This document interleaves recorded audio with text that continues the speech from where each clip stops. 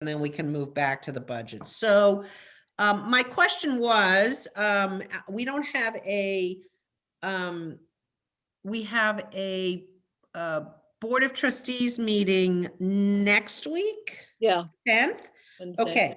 Okay. So do you want to, or I can raise that people whose meetings are not until after the 10th, if they don't know about it by the 10th, should plan to attend their supervisors' meetings. But the question is, I mean, it's always worth going to these town halls, but is there anything for us to even say? I mean, there's nothing really for us to say at these meetings this particular year because we're not asking for additional funds. We're not in a position to ask for that, right, Jessica? That is correct. Okay. I pulled up the list of the budget town halls. Only 2 will be completed before your March 10th meeting. So, Okay, so that's mine and I'll be there. and the Mount Vernon one will have been completed on was completed on March 1st. So the rest of them are still. Monday. Okay. Yes. So the rest of them are still queued up afterwards. And it never hurts to attend these types of meetings, No, even of if you course don't not. have a strong ask, because you can hear kind of where their priorities are laying and what they anticipate coming up. And many of them have been doing it jointly with the school board member. Yeah. And because there's such a wide gap between what's requested from the school board and what the county has included in the budget as an increase for the schools, it might be just interesting to hear kind of where they're reconciling that. Well, they're not reconciling it, but the point of that huge difference is that any conversation is going to be focused on the schools and not really on any of the other agencies, I would think. Yeah. It may be focused a little bit on the very few areas of increase that the county is projecting or has included in the advertised budget. So like the next phase of the body worn camera process, Right. the minor expansions for like the opioid task force and diversion first, continued funding for public health and environmental programs. And there's a couple so like the Sully Community Center is opening next year. So they have to fund staff for that as well as the South County Public Safety Center. But that's, I think, probably where they're going to focus on it. So, okay, so let's just talk about this for a few more minutes then. At these public hearings, I suppose we could, is it a Zoom meeting so that people are seen? So that we're all seen? Should we like mail people out library stickers so at least it's visible that there is somebody there on behalf of the library? Or don't should know. we sign up for Nice idea. public comment and just give everybody a little paragraph to say, which is, we're still here, remember us for next year. I mean, those are kind of your two options to have, or do we just sit there, nicely? Or I am not sure what process each board office is going to use. They're all going to be video meetings. They're all going to be online, but I don't know if they're going to have the cameras on for all the attendees. I haven't heard anything one way or another. Don't. Yeah. I mean, I can check and see, but I don't know. Fran, have you heard anything from I haven't either. You had to register for the meeting, which I already did, but I was wondering that myself. I mean, a lot of times because they're so informal, at least in Mason District, and I usually am there and Penny acknowledges any of her board members who were there. And I'm like, I've never gone with a prepared statement. But sort of like if there are any questions, I'm there. And I remember last year, I think was it last year? Yeah, when we were still meeting and we had gotten the approval and I had one of those great big thank you signs and I held that up and Mr. Hill, Brian Hill, right? Yeah, executive. He looked at the sign and he looked at me and he mouthed the word, "You're welcome." Which was really great. Well, okay, so I'm looking at Dahlia's email, and I have registered also for next Monday. So you're watching on live stream, cable channel 16 or Facebook Live. So it's not a Zoom where they're going to see our Okay. right. Okay. And then you can Penny's is probably like that too. You can submit questions in advance. So submit questions to the email, to Facebook Live chat, or phone in. But I wouldn't be submitting a question. I'd simply be submitting a statement to the effect of, we continue to appreciate the difficulties that Fairfax County is facing, but we want to, again, reaffirm the county's commitment to the libraries, blah, blah, blah. And they won't read it to the public because they don't do that. I mean, I've done that before and she hasn't, read it or anything. So, But that's a good idea because it keeps us Well- visible in their eyes, and that's the most Yeah. important thing, especially at budget time. right. Well, Yeah. they're probably going to appreciate nice words right now. Yeah. So even though the likely advertised tax rate is a penny lower, so they're recommending 1.14 instead of 1.15, which is what it is now, our residential real estate rates, your appraisals are still increasing by 2.88%. So the average homeowner is seeing like a $250 increase on their tax bill. So they're probably going to be getting a lot of questions and Our concerns appraisal went up about. $40,000 in 1 year, which would make me happy if I was selling, Yes, but yes. so yeah, hopefully but I'm happy because the county needs money. So what the hell, I think, Yeah, I saw that on our neighborhood, like people were complaining that it had gone up, and then I typed, says, but the proposed budget has a penny decrease in the tax rate, and then I didn't look back because, that would engender a flurry of, who do you think you are? You don't know what you're talking about. And I'm just like, okay, whatever, I'm just like, mic drop. our overall tax rate went up almost $1,000. because your- of the your increased estimated value. bill. The actual tax was about $1,000, a little under 1,000. So they may very well appreciate some kind words. Okay, so the question to you, Jessica, is Without there causing something input. specific that you would like us to say in these emails? I don't want to add work to you and I can easily draft my own email, but is there something specific that we should be saying that we can send to we could send it to everybody, send an email to everybody to say, please try and sign up for your Something like this, yeah. meetings and submit this, if you'd like to submit this statement. And the statement is a paragraph that basically says, Yes. hooray for us.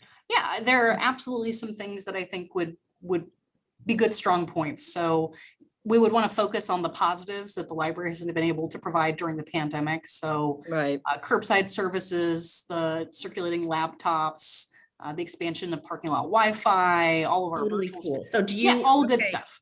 Yes, I so- would be happy to draft it for you. Okay. Yes. I hate asking you, but. It's kind of what I'm here for. It's fine. Okay, so let's do that. And then Fran, if you could put this on the agenda, or maybe I'll just do it as part of our finance report. Do you want me to include it in the packet? If I can get it drafted after the meeting today and send it out to you all, would you like it included in the full board packet that will go I out on don't know. Thursday? I guess it could be in the packet or we could just send it via email to everybody. Totally your choice, whatever your Either way, preference is. I don't. Let's not make it public so that Okay, so the public sees that we're coordinating. yeah. Okay, Okay, understood. so we'll just send it out by email and we will remind everybody at the board meeting If you can attend. yeah, they should try and attend, and there's an email in their email box with some language that they could use. And I will use it for the Monday meeting. Okay.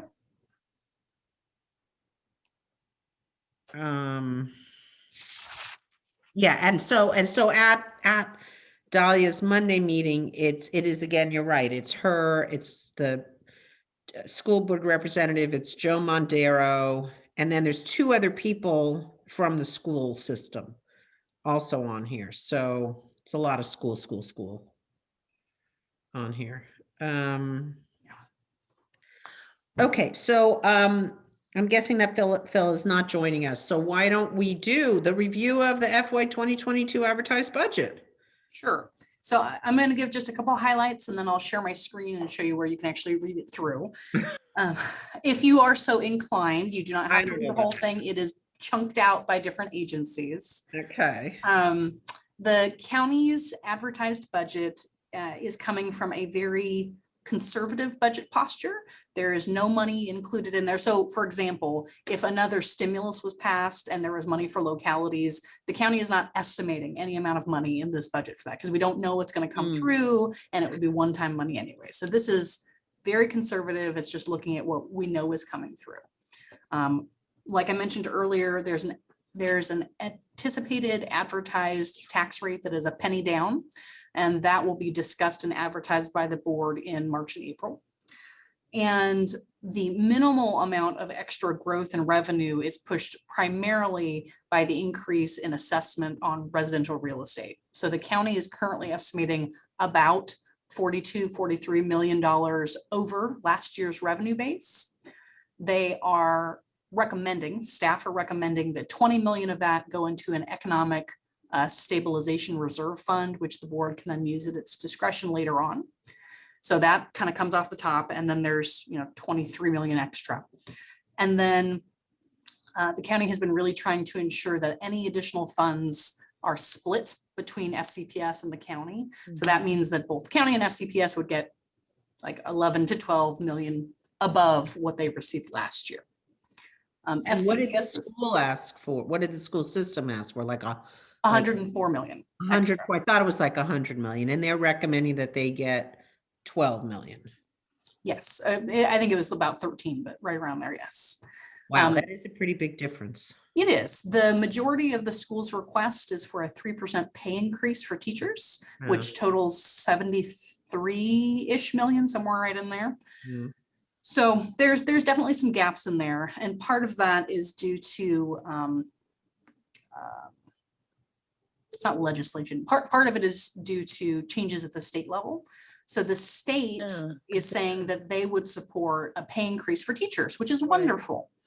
But because the county picks up 3/4 of the tab for FCPS's budget, if say the state gave $5 million for a 1% pay increase, the county and the schools would have to pay like $25 million just to kind of make up the portion that's missing. So FCPS was trying to take advantage in part of the money that the state is putting forward, but there's not a lot of extra money in the county coffers to distribute. So we'll see how it all goes through budget hearings and where the county might be interested in reallocating if that happens. So Jessica, would you say that again, how the formula for the state funding of teacher salaries, what was that again? I'm not going to explain it very well because I only have a very moderate understanding myself, and it's apparently an extremely complex formula. But for Fairfax County, because we are a relatively well-to-do jurisdiction, the state does not pick up as high a percentage of the tab for school districts as lower income counties and communities. So Fairfax County foots the bill for about 3/4 of the cost of running the school system, and then the state provides about 1/4. If you go to other parts of Virginia, the state might pay 75% and the locality might pay 25%. It just depends. There's all these formulas about it's local indexing. So when the state said they would be willing to support a 5% teacher pay increase, that's still a lot of money coming from the county onto the schools because of the percentage split. Okay. Yeah. And Jessica, you're saying that the shortfall, I'm going to just say for conversation's benefit here, $100 million. That's where the extra 75% of the pay increase would have naturally come out of. That's what they're asking for the pay. Yeah, the pay increase, if they gave their teachers a 3% increase, it would cost the county about it was either 73 or $75 million. And then the state would be picking up like 15 million, something like that. So the county does not plan on giving the teachers 5% increase as the state was projecting in the legislature. It's still really early and complex. So the county released an advertised budget that's really just notice of here's what money we have, here's what we think we're going to do with it. And the schools released their advertised budget before that. So the schools released theirs and they said, hey, here's what we think are our needs. And then the county released theirs and said, well, here's kind of what we think we can do. And then they take March to set the tax rate and finalize how much revenue they think is going to come in. April to hear from the public. And then in May, they actually finalize the budget. So Weren't both of those done before the state came up with the 5%? So the state had been discussing pay Yes. raises for teachers for a while. I don't remember when it was actually approved. It might have been last week or so. Yeah, Because it that's was when they after, signed everything, yeah. I think it was after both of these other budgets came out. Well, it wouldn't have been after the school budget came out because they built part of their budget around taking advantage of that increase from the state. Oh, Well, I But wonder if maybe it was they- just that they were planning, like they knew. That's that what it I was in the wonder, yeah. works. Maybe That that- before he signed it, yeah. It doesn't sound like they're trying to achieve that 5%. They're trying to go for a 3% pay raise. That is correct. So for the county's advertised budget, the county is projecting growth of 0.55%. And then they would split those revenues to the schools in the county. The schools take, the transfer to the schools is 53% of the county's general fund revenue. So we typically 53% of any increase goes to school, 47 goes to the county. However, the county is not anticipating any pay raises for its own employees. It has done market projections and looked at areas, but found that it was too costly. So there's no market rate adjustments included in the county's advertised budget. So that might be a point of discussion for the school board and the board of supervisors as well. If the schools were to give their employees raises, what about county employees? So, there's a great chart in the county website for the budget. Can I share my screen? Yeah, let me, Bobby, would you Here. mind making Miriam a co-host so she can share her screen? Do I remember correctly last year that Mr. Hill sort of said like, this year the schools, you're getting a lot, but this is the last year. I mean, he didn't say it like that, but wasn't that sort of the message of like, we're doing this, but Yes. it's not going to be like this all the time. But that was when he was trying to give a pay raise for school employees last year, I remember, wasn't it? Yeah, so he had Yeah. originally thought pre-pandemic that we could take 1 year to take care of school employees and the next year we Then- take care of county employees. But then the next year was a pandemic. Right. Anyway, I like this chart and I think this is worth putting in the materials just because it makes it very clear where we That's fall. nice. Where we fall, and it makes very clear your description about what the schools are getting. Mhm. Yes. And it gives us, and you see how little teeny tiny. Yeah. slices, and we are the parks and the libraries. Wait, is this Mhm. Parks and Rec? Is that also Parks and Rec? Yeah, Yes, it is. yeah, it's Wow. the Fairfax County Park Authority. So crazy that Yeah. it is so tiny. Well, so the Park Authority also generates its own revenue That's that true. helps fund their operations. This is just their general fund draw. That's true. Yeah, I like our little tiny shrinky sliver in A there. little olive covered sliver. Anyway, I think this is a very useful chart. If Yeah, that's, you it want is. to talk about the budget, it's the easiest way Absolutely. to see it. So, It's so colorful. it's so colorful. There was another, let me just figure out if I know where this. Oops, no, that's not it. Okay. All right. Well, I'll stop the share there. It's fine. I'll share mine and pull up the budget site as well. There. Hold on just a second. Okay, so this was the budget town hall site, but you can also. Oh, I've anchored it. So this is the general Wow. fund budget page, and you can see that it's all broken down into different categories. So you don't have to scroll through the whole thing to find the library's budget. We are under Parks and Libraries right over here, and we're the last one down here. And this breaks down, there's all the introductory stuff, which is fine, but it breaks down here, the budget and staff resources. You can see that our revised personnel expenditures and our advertised personnel expenditures from last year to this year are exactly the same. They're looking at a flat budget. and that our operating expenses are very, very slightly decreased, and that's just from end of year carryover from last year, bills that we had already incurred but hadn't paid yet. So there's very little anticipated change. The kind of funny one that you all might appreciate is if you look here at library overdue penalties, Mhm. you can see that our actual for fiscal year 2020 was 332,000. And then we're also very hopeful that we think we'll make twice that much money this year. But of course we haven't been open, so we haven't incurred as many fines. So that will definitely be lower as well. But the overdue penalties go right into the general fund, so it won't affect the library's bottom line. Affect just the us, county's right. bottom line. So Jessica, if I could ask a question on personnel, Sure.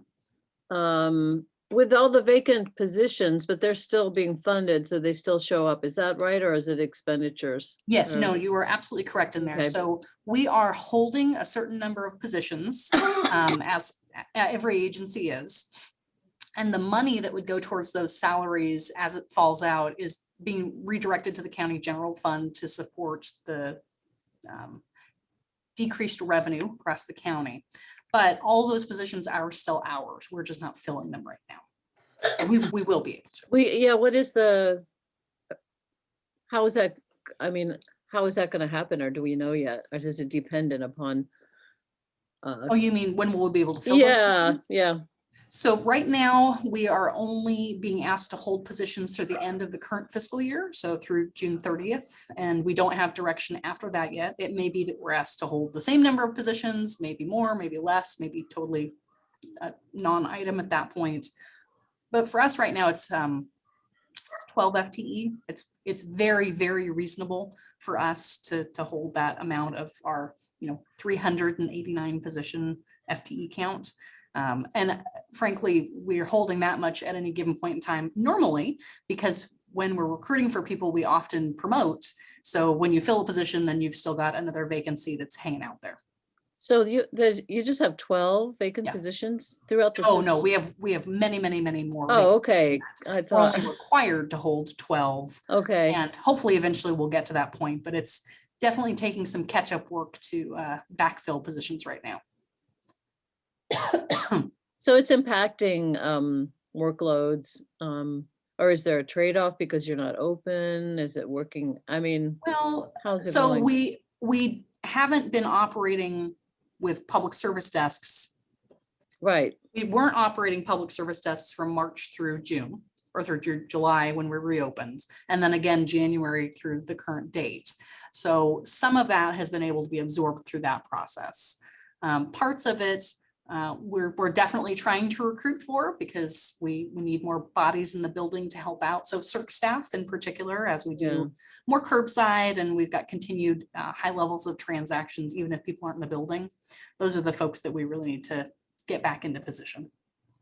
so are info people helping with circ? I think I'm thinking of the backlog of, Yeah, all checking hands books on in. deck. Yeah, I would think. Yeah, Yeah. all hands. And it really depends on the branch, how much they've got Yeah, in quarantine at any point in time. yeah. Yeah. So the rest of the budget plan for the library in here is just kind of descriptive. So it talks about carryover, which I noted above, and a very minor position adjustment where we've taken on a position that FMD provided to us. And the rest is just the split of all those costs that you already saw on top. So instead of in a normal year when we've got lots and lots of funding changes, and you can see the requests that we've made, some of them are funded and some of them not, this one is pretty bare bones. It is almost exactly what we had last year. The only other thing I wanted to share about the budget was, so you all are going to talk to your colleagues about your local budget town halls. The full Board of Supervisor budget hearings are April 13th through the 15th. So we will work with the chair of library board and the chair of the foundation board to get you two scheduled for those. Oh, and just in case you're interested, in addition to the other areas I mentioned earlier, the body worn cameras and the health department staff, the county has also included potential funding for 6 positions that would support collective bargaining.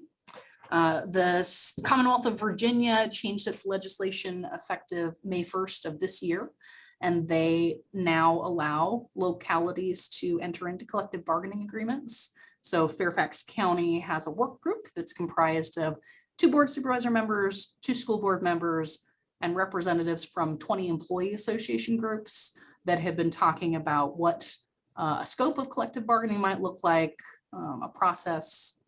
There's no decision made, there's no guarantee on anything, but the board had a personnel committee meeting this morning where they started talking about it. And it's likely that a draft ordinance will be provided at their May 25th meeting. So that would, if something were approved, that could certainly be impactful for a budget process going forward. Heads up, in case you hadn't heard any of that. Do you all think, well, I guess, Fran, how much time do we have at this next week's meeting? Do we have time for Jessica to kind of go over these budget points that she went over with us now? Well, we have the awards. How long do you think those will take? Do you think that'll be an hour? Oh, Probably, I was gonna say maybe 40 minutes. 40 minutes. So how are you doing The only awards? other thing we have is a discussion of policy W, which that we can't can- take that that long. shouldn't be. And so I think it would be good to have details for the trustees, not overly, but Sure. you know. I Yeah, mean, we- this kind of high level that you did, we can, for the overall budget, that little diagram, that chart thing is very useful. mhm. It explains it rather quickly. And then I think just a quick walkthrough of the library budget, given that it's all flat. But for our new board members, this is their first time through it. Mhm. Our first time through it? Yeah, for Sujatha and Keith, it will be their So first. it's probably not, hold on, I'm gonna yell at my dog here.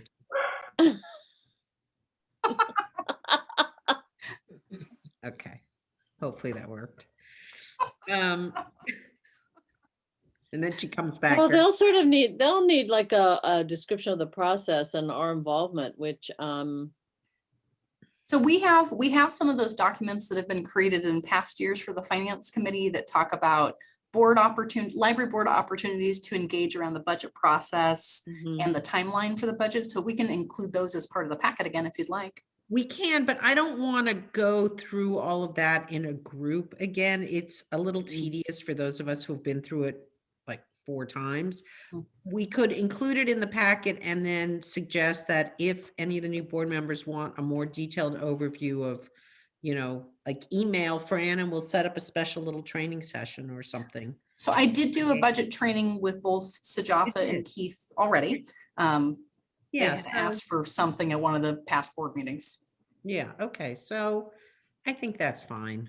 Okay. Honestly. I will include in your packet the 1-page where it goes chart, because that is very, very handy. And You Oh. might want to include, Jessica, the supervisor town hall schedule, because they might not have looked at their supervisor's literature or anything. great suggestion. Got it. Yeah. So the only other, go ahead, Fran. I'm sorry, I was thinking I could send an email out, let's see, we'll get the packet on Friday, and I can send something out tomorrow or Friday and say, budget time's coming, be sure to take a look at everything, especially if you haven't been through it before, something informal like that to be prepared. Sounds like a great idea. Let me just ask one more question, Jessica. If I understood correctly, and the payroll dollars that you have in the budget, that payroll amount includes all those those positions that are open. Yes.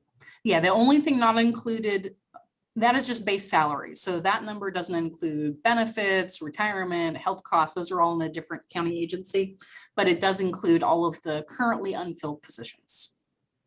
And what was the 12 figure again that you mentioned? We are holding 12 FTE of positions as per current county requirement Okay. to generate some savings. And excluding that, how many openings do you have? Could not tell you off the top of my head because it is constantly rolling. I don't know. Are they all advertised on the career page of the county? No, some of them are closed. Some of them are interviewing right now. Some of them are gearing up for it. Some of them are holding because we're recruiting for their supervisors. It just depends. There are lots of different levels in there.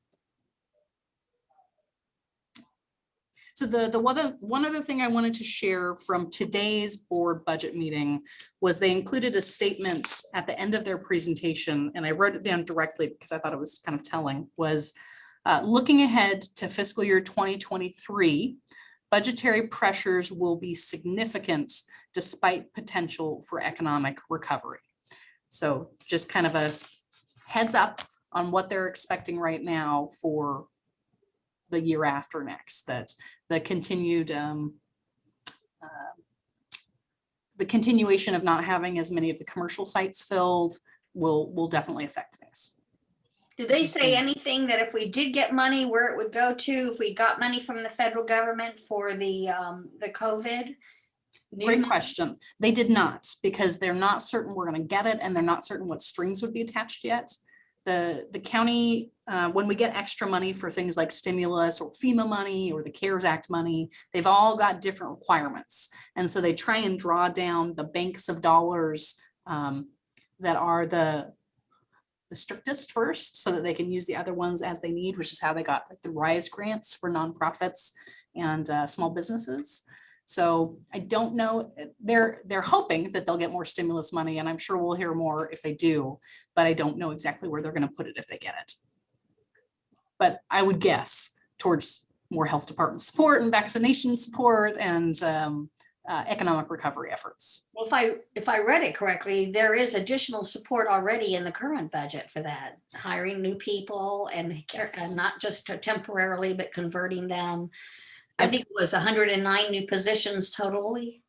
Yeah, so some of those positions are for county sites. So some of those 109 are for the Sully Community Center, some are for the South County Public Safety Center, but some of them are to pick up the tab for positions that were started through one of the other stimulus dollars, but don't have recurring dollars now. Plus the new positions in the Commonwealth Attorney's Office. Yes, yeah, the portion of the cost that go towards that. Okay. County budget fund stuff. Everybody loves it. No? Okay, no smiles. Sad faces. Where are we going to get money for furniture for the Lorton Library? That one we're good for on now. So we were not able to get any carryover dollars for that. But we've had so many vacancies and retirements, we've been allowed to save up enough money that'll cover that so that we can. Right. Good. Well, I'm relieved. I'm relieved.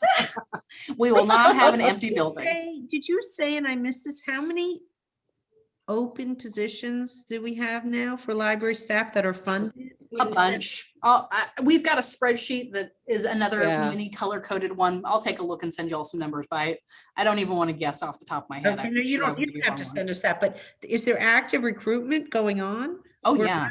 Oh, there is? Oh, yes, all the time consistently. So we had 3 different interview panels last week, including for my executive assistant. Yes. Huzzah for that one. I don't have any word or news I can share yet because we're still checking references and all that kind of stuff. Yay, but that's good. Yeah, there's a recruitment open right now for 14 vacant part-time library aide positions. We just finished interviewing for 3 services managers. There's all kinds of them all the time. So we've usually got a couple that are being recruited for, a couple that are being interviewed for, a couple that we're working on getting all the paperwork done for. And then so many of them are promotional that it just starts it all over again, which is lovely because we want to promote our staff, but also there's lots of vacancies. So we all just kind of make it work. How many overall staff is there? So we have 389 authorized FTE. Some of those are split into 2 part-time positions. Right now, we've got about 510 employees. And usually it's closer to like 575, 580. But what that's is it? merit What- and exempt. What do you look for as being fully staffed at 389 FTEs? What would be a figure that you would use? 400 and something? What do you mean fully staffed? We're know, never fully staffed. We're on- always running recruitments. Okay, but if you were fully staffed, what would be your head count FTE wise? Well, we have 389 authorized FTEs. Oh, okay, those are the. Yes, but that doesn't include our exempt positions. So those are like pages that shelve books. So that's a little bit on top. What? We have more employees in the Parks and Rec staff, don't we? I don't know. They have more seasonal employees, so they hire Yeah. lifeguards and class teachers that do their recreation classes. So it depends on the time of the year, because during the summer, they pick up like 1,000 or more That's true. temp employees. Do we still have seasonal? I remember we did No. when I thought we got rid of them. We used to Yeah. have them for the Sunday staffing, and Nope. it was a nightmare to manage. But I was gonna say, Hmm. I think that's interesting that the county is being really conservative about fiscal year 2023, because it seems to me that once the pandemic is resolved, that I think there'll be sort of a boom of people going out and doing things, which on the other hand, there may not be a boom in creating in offices, because people have gotten used to working from home, and that it's going to be interesting to see how that shakes out, what changes happen. So I'm sorry, Liz, go ahead. Well, I was just gonna say that the largest income from, if I remember the chart correctly, is from real estate taxes, and the real estate during the pandemic has been very booming. I mean, they've had good business, and prices have On the gone up. residential side, Pardon? Yeah, on the and residential side. Yeah. Commercial. Not on the commercial side. Yeah, Then- so the county's revenue picture is primarily funded through property taxes. And 1 penny on the residential real estate tax is 22 million, 22.7 million, 27 million. There's a 2 and a 7 somewhere in that range. So, sorry. So when they're playing up and down with how much your tax rate is going to be, that's kind of the increments they're looking at using. But really, a ton of money comes from commercial real estate. Yeah, And that's where they're anticipating seeing a continued drop over time. Another good example is we don't know what the fee poll numbers are going to look like right now. And I cannot remember what that acronym stands for either, but it's your business taxes that come in Oh, from okay. local businesses in Fairfax County, Virginia, something occupational, something. yeah. Too many acronyms today. So, for example, in the presentation that I just watched between the school board and the board of supervisors, they gave a very high level revenue projection, and things like sales tax were actually higher than anticipated. It was like 28 Yeah, or so million higher. That makes sense. But yeah, because people have been buying a lot of stuff because you're staying home. You want a nice chair to work at from your home office. You might be buying more takeout. You know, there's different things that people are buying, things to make your life comfortable because you might not be traveling as much. But things like Plus, we're getting the internet tax now too. yes, your internet's got that on, and we have a lot of data centers, so that helps. But things like transient occupancy tax for your hotel stays are really, really far down. Yeah, So all of those little taxing amounts are up and down and sideways, but really most of the county's money comes from real estate and from the state and federal government. So they're anticipating that big old chunk of commercial property dollars is going to stay low because people can telework more. So they're just kind of telling us to prepare. no, I think that's smart, because even if it does come back, it'll be that part will be a slow recovery, because that, to take a chance on a business again and all that. Question, in the discussion, I've heard it being mentioned again, but it might not be timely, the meal tax, resurrecting the meal tax. Did they mention anything like that in the session that you watched? They did not. The county was authorized in the last 2 sessions ago by the state. They were authorized to do 2 new taxing measures if they so chose to do so. One of them was entertainment based, so it could be a tax on like a movie ticket or a concert ticket. And another one was, oh gosh, what was the other one?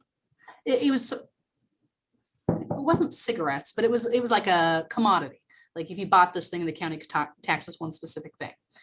And those were going to generate a little bit of extra money. So like the money that would have been generated from the entertainment tax was going to go towards funding the library hours. So you can kind of see how much money would have come in off of that, maybe $1 million or $2 million. But the meals tax, they had made the run in 2016 or 2017 to try and get that passed and didn't make it happen. I have not heard any discussion about them trying to do it again right now. Because of the restaurant. Okay. In the restaurant, I just yeah. haven't heard anything. So that raises a question. I know, I think Jane brought this up at a meeting about getting rid of the fines. And we had that discussion about, politically, is it a good time to propose it when revenues are down? And so just, I know that is on her radar very much. I'm more of a cautious person. I sort of feel like I can remember growing up, like in March, my mom would say, don't ask your dad for money because it's tax season. It was sort of like, don't even mention money around him right now. And it was like, back off with the asking until things are better, until he's feeling a little more flush. And maybe that's a carryover that I should get rid of, but I sort of feel like, I don't know that would be wise for us right now to say, oh, hey, on the other hand, I can see like people are hurting, so let's get rid of it. I mean, I've always been in favor of it, and so many libraries are doing that. Yeah. But and we offer, even though we continue to charge fines, offering things like the Read Away Your Fines program, which we will be doing during National Library Week again this year, and the Food for Fine program helps a little bit. Yeah. The fact that we didn't charge for fines from March through June before we started curbside will definitely have helped this year for people as they were trying to figure things out during the start of the pandemic. And It's going to take a while to resolve all the fines though, because oh, it's so because of the weird now. 7-day delay in Yeah. putting books back on the shelves, you get a fine and then they take off the fine. It's and so weird now. You'll get that notice like, all these books, you can't renew them anymore, and you haven't returned them. Like, wait a minute, didn't I It's take lost, those and your book is back? Yeah. lost. so we'll Yeah. have an update about the quarantine period next week. How much- Okay, great. How much money do we get from fines like last year? So in the Was last year that we have 332? compiled totals for was fiscal year 2020, and it was $332,000. Yeah. And that was just straight overdue fees. So it doesn't include copier costs or lost items that people paid for. And that's, it's been declining every year because we offer auto renew so that it automatically gets rid of some of the kind of the forgetfulness fines that people have. And the more ebooks and downloadable audiobooks that we check out, those never accrue fines because they automatically come off your account when they're done. So we're going to keep seeing a decrease of all of those over time. Hopefully we'll get to a point where it makes more sense financially to not charge fines because there's so much labor and software costs that go into it that'll be an option. But What does the library spend that 300,000 on? We don't. That money goes straight to the See general it. fund. Oh, It's not It a doesn't quid even pro come to quo. us, so. Yeah, which is actually a benefit. Some library systems have to charge fines because that money is incorporated as part of like their book budgets. So then it's a hard sell to try and get rid of them because it pays for more books to come in. Right. So Yeah. this is. Well, nice. what would be better for us, like at some places, like I guess big cities where they have a millage. Yeah, like And a that goes levy. directly to the library and people don't feel it. Yeah. It's just a wonderful thing. I don't know that, I think it's tricky in terms of the governing of It- Virginia. that- So Virginia does not Yeah. allow for mill levies for libraries. In California, where I worked previously, I've run systems that both had their own dedicated property tax portion Mhm. and for libraries that had their own dedicated sales tax portion. And so the library was a part of the county, but we were really our own separate entity because we had our own taxing authority. And those were nice. Yeah, I think Cleveland, I know Cleveland Public is like that. And I remember being on a committee with someone from Cleveland and Public, and it was like, I just couldn't believe they always had so much money. It was really amazing. But anyway, Yeah, I won't say we had so much money for libraries in California, but it certainly made things a little bit cleaner. yeah. Anyway, All sorry right, to so divert. let's go back to this meeting. Yeah. So just to recap,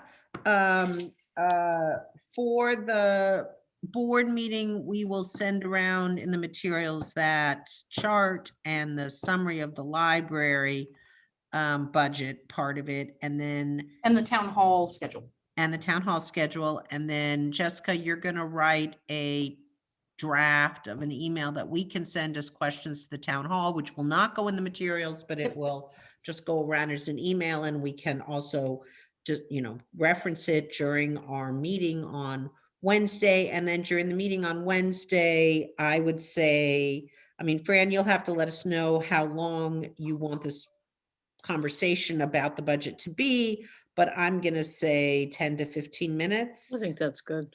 Okay. Don't you, Jessica?